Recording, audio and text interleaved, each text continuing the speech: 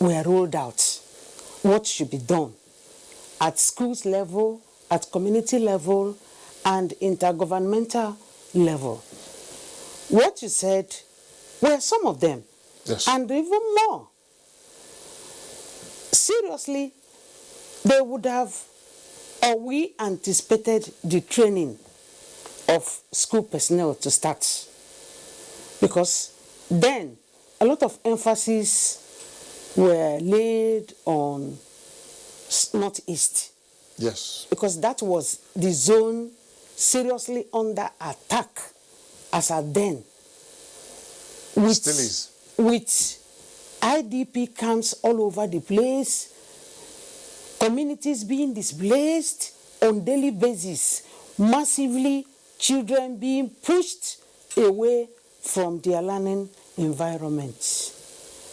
These actions were declared and launched in 2014. We thought the situation would have improved by now. Now, I'm not here to criticize who did well and who didn't do well. But what we are here to discuss is to look at what's supposed to be done to arrest the situation that is worsening every day. Very true. From what we see on the media, from the media reports every day, the situation is really getting out of hand. That's why, Prof, I will ask you this very quickly to a two-part question. One, I mean, with stakeholder groups now still sounding the alarm, what are the long-term implications of short and long-term implications of continued attacks and invasion of schools? I mean, speak to that, speak to me in terms of the scale of the challenge, like you just said. And secondly, do you think we have had a lot of learning opportunities to keep improving safe schools, I mean, the safe school initiatives made by, I mean, maybe by attracting new partners to fund, support, promote, and reach more children with quality and safe learning opportunities? Yes. First of all, let me highlight the challenges right now. Yes, the implications of what is happening. From analysis and from what I learned about education, I read education in the university for 13 good years. Education is the real superstructure on which every society is built. The great nations of this world we know build their greatness in their classrooms. It's unfortunate that that particular concept, that particular structure that is building every society is being uprooted in Nigeria. The implication right now is that Nigeria is standing on a shabby foundation.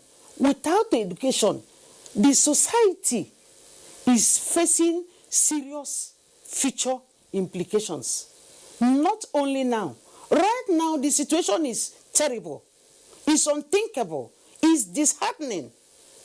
Education is a serious wing which every nation must possess if you want to fly. And once you don't possess education, you stand on a stagnated, obsolete, outdated platform. And the rest of the world providing good education will be revolving around a new orbit of scientific, technological, and entrepreneurial development. Accelerated, for that matter. But where are we? It's terrible when the situation of attacks on education became all over the place in 2014. These leaders came together, pledged funds to arrest the risk areas, to make sure that education is safe. But today, it has escalated, not only in Northeast, Northwest, North Central, everywhere. Teachers are no more safe. Learners are no more safe. Parents are not safe because I've read of cases where they go there, they also kidnap family members. Tell me, Mr. Nnamdi, if parents become afraid of sending their children to school, what becomes of this society? It brings me to the question of, I mean, we've identified, apparently we know what the challenges and problems are. I mean, how do we begin to take action? Because that is what is necessary at this time. Yes, we need to take proactive actions immediately. First of all, let every Nigerian, adults, youth, learners, sit back to ask the question, why, how did we get to where we are today? How did we find ourselves in this mess? How did we plunge ourselves into this pit? Whether we like it or not, we are in the pit. We are in a mess. Rotting every day. Because any attack on education is attack on the society. Prof, let's quickly run along here because, I mean, we can keep talking about this problem and how it affects, different aspects of education. I'm also interested in how it affects the girl child because even before now, we've had issues of girl child education. And, I mean, apparently, it would affect both the girl child and the boy child, children generally in schools.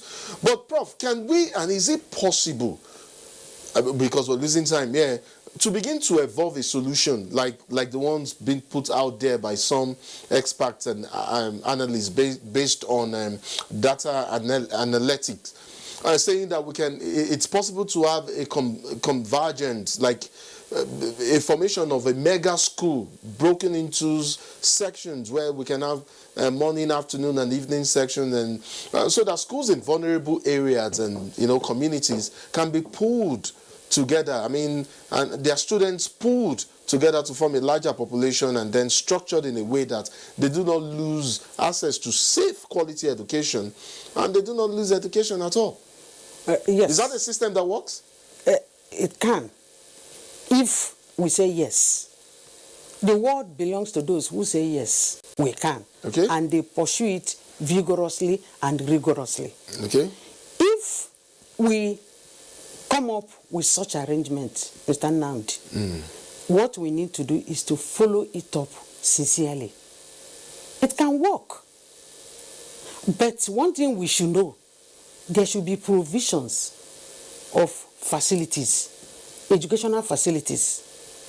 Without being told, the population of such larger schools will explode.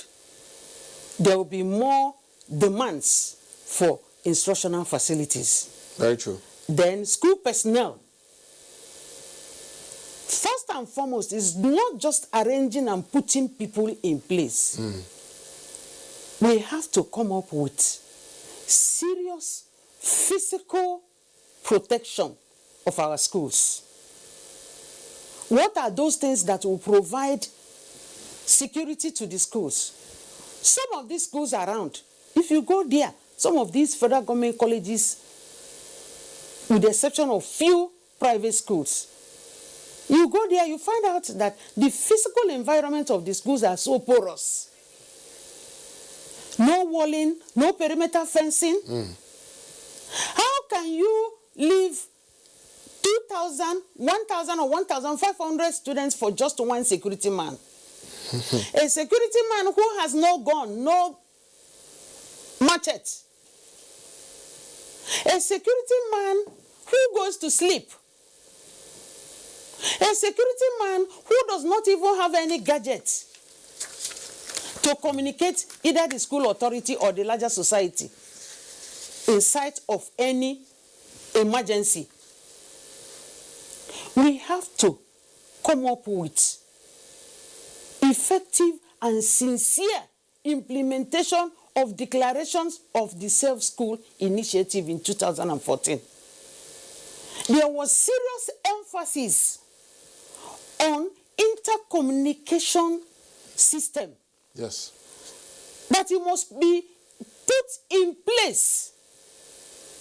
And the school personnel trained on timely intervention.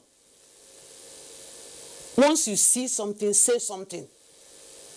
Because before 200 or 300 students are marched out of school premises midnight, there must be movements, no matter how slight, during the day.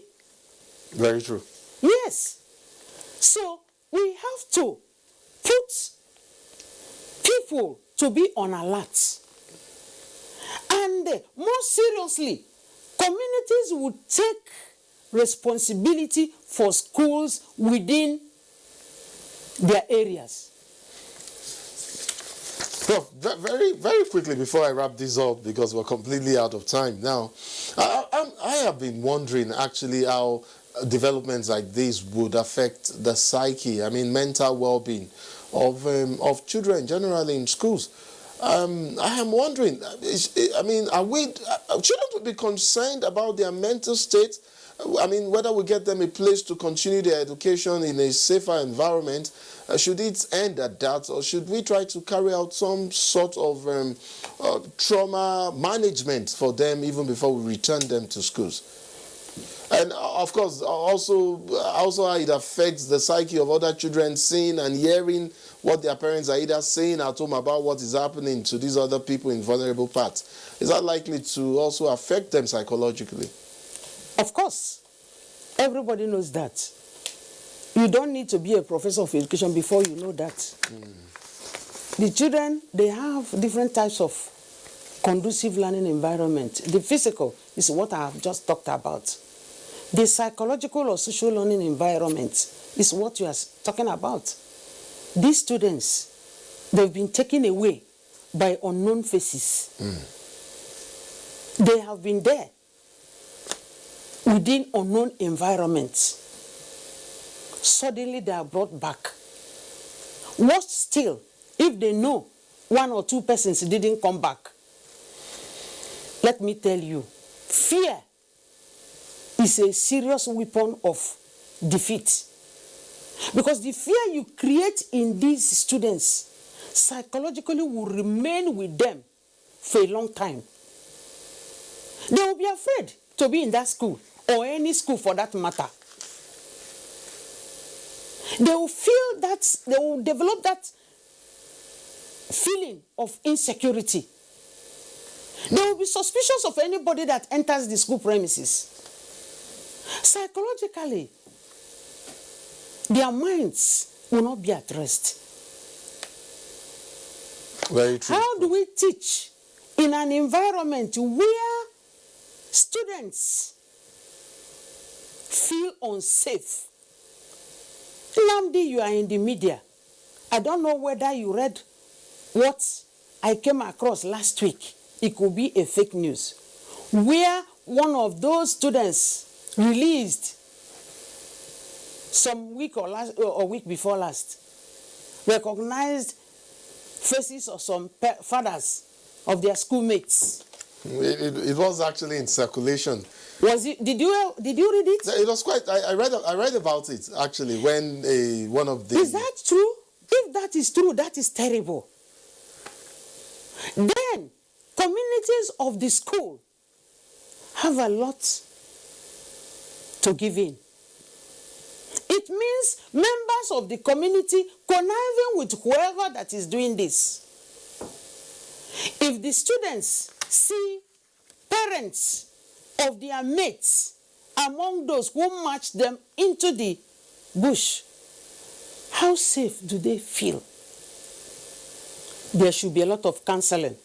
Well, we don't know if that is true for now. We're yet to Yes, that's ascertain why that, I said whether it's if it is true, Yes, very true, Prof. I want to thank you so much. It's been an insightful conversation. I mean, safe school environment is something that we must do as a matter of urgency, just so we boost confidence within the system and help our children go back to school and to feel safe while they learn. Professor Rosemary Udozo, Professor of Educational Administration and Planning, University of Abuja, I want to thank you so much for coming on Insight. It's been quite a pleasure speaking with you on this quite delicate matter. Thank you so much for coming on Thank you very much, Mr. Odipo. Nnamdi, you are doing a good job. Thank you, ma'am. Yes, you are doing a good job. Thank you, ma'am.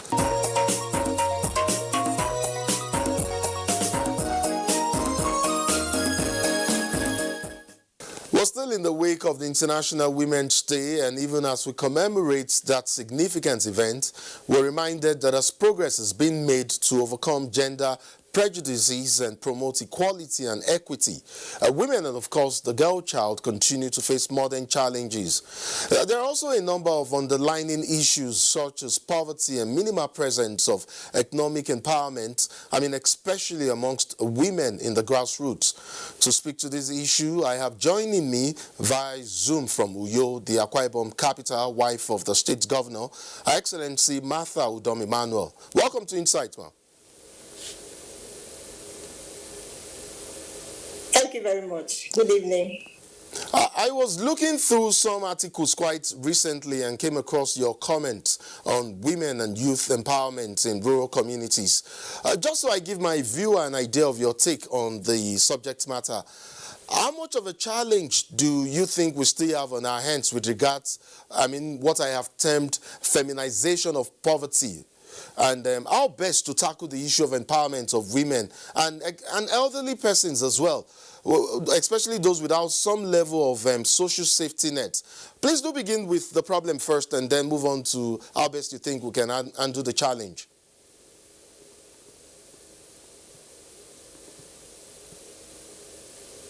Thank you very much.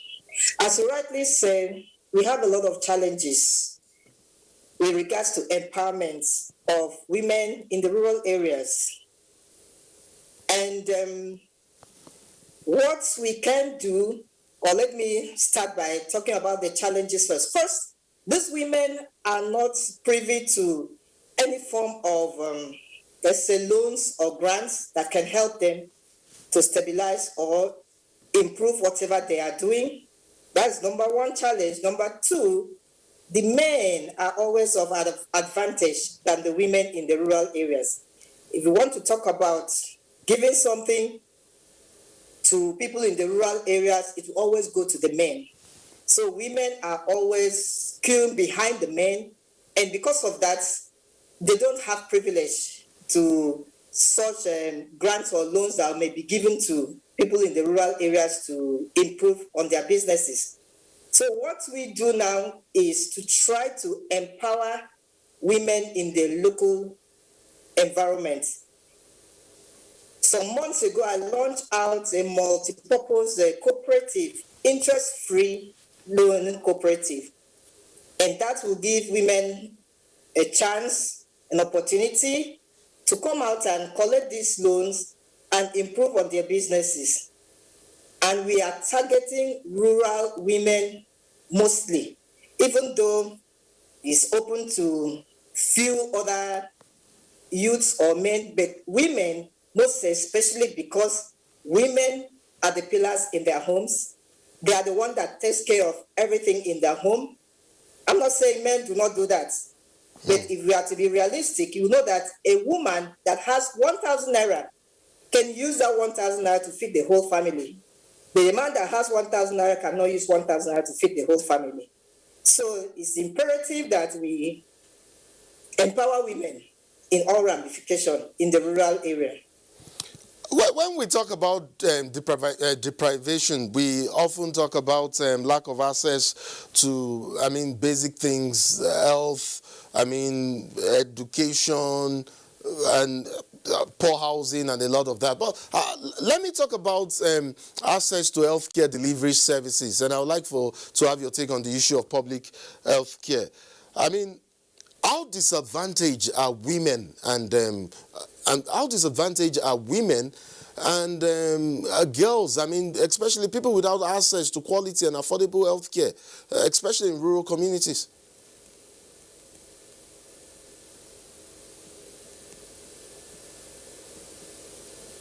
Yeah, healthcare delivery system is expensive all over the world.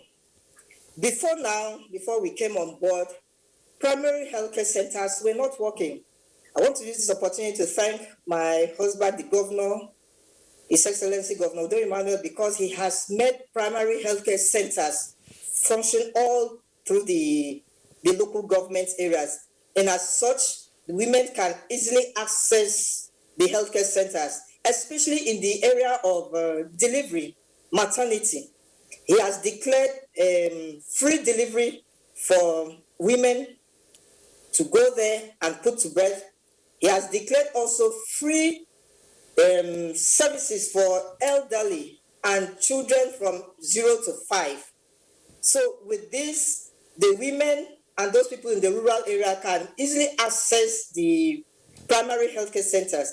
And our secondary healthcare centers, that is the general hospitals also, he has put it in shape that you don't have to travel so long to get medical services. That is on the side of the government. On my own side, on NGO, my NGO, FEREC, we've been doing a lot of interventions, partnering with different organizations, including those from diaspora, to carry out interventions. And in such occasions, we've recorded a tremendous result. People that would never had access to treatments like surgeries, we've recorded a lot. We've partnered with NTA, Irish, and we had a lot of people that would never see again in their lives, their eyesight being restored.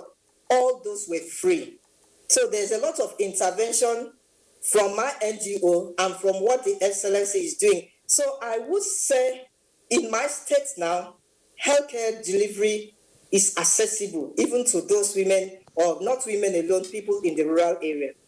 Let's try and give it a broader outlook and perhaps look at it nationally now. And I'll stick to the issue of health and healthcare delivery, but then I would like to talk about that of the girl child. And I mean, of course, you're a mother, and knowing that there are certain negative cultural practices that have subsisted in spite of enlightenment and sensitization. I mean, of course, we'd have increases in public enlightenment and sensitization on issues like female genital mutilation. How can we begin to change perceptions in rural communities on these harmful practices? I mean, capable of affecting the psyche of the girl child. And I'm not just talking about your own states now, but of course, it's something that cuts across states generally. I would like for you to speak to that issue specifically, but of course, not limiting it to your state only. Yeah, the case of genital mutilation is not rampant in Akwa Ibom, but as we said in our forum, Nigerian Governors' Wives Forum, is one of the cases that the states that are being affected, we encourage the governors' wives there to make sure that they sensitize people enough for them to know that it's a harmful practice that does not augur well for a girl child. And I can tell you that that is going on. We are having reports in our meetings that different governors' wives are doing that in their state. In my state, I don't have that issue. We don't have that issue. I've been putting my ears down to whether I will hear any of such cases, but I've not had any reports of female genital mutilation in my state. But in other states, my colleagues are doing all their best to make sure they stop this harmful practice. Good enough, but I'll stick with this question. I would like your personal take on the matter. I mean, at this point in time, 21st century Nigeria, do you think this is something that we should, we should still be experiencing? And I mean, you're also you're not a policymaker, but you're part of the process and knowing your position as well in governance. If you had an opportunity, what would you do to stop female genital mutilation in Nigeria?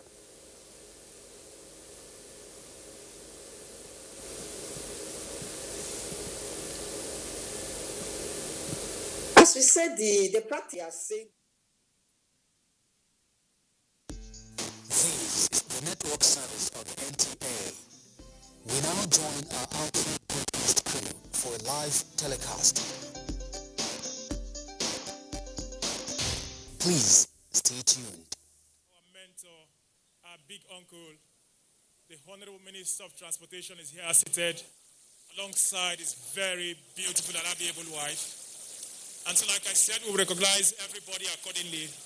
But still to take you in entertainment, distinguished ladies and gentlemen, please welcome Oboni Ikwere Dance. Let's receive them at this time. Ladies and gentlemen, we shall welcome the Oboni from Falga as they will be entertaining us for another 5 minutes, and then perhaps we'll begin to recognize guests. Please welcome the Oboni, please.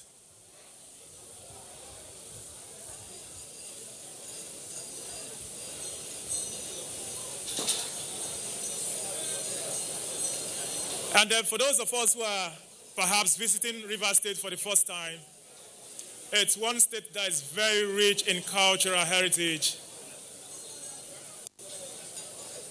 It's one state where visitors are treated like brothers and friends. And so again, we'd like to tempt you with this very beautiful piece coming from one very, very well-known part of the Rivers ethnic group, and that's the proud people of the Ikwere. And so, ladies and gentlemen, the Oboni, I welcome you. Thank you.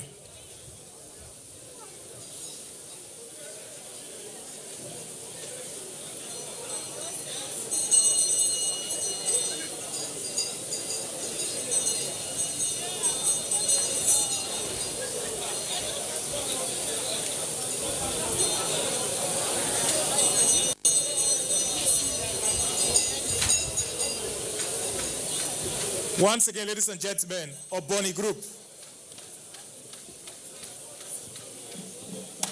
Hello, and thanks for joining us in the city of Port Harcourt, Nigeria's oil capital in Rivers State.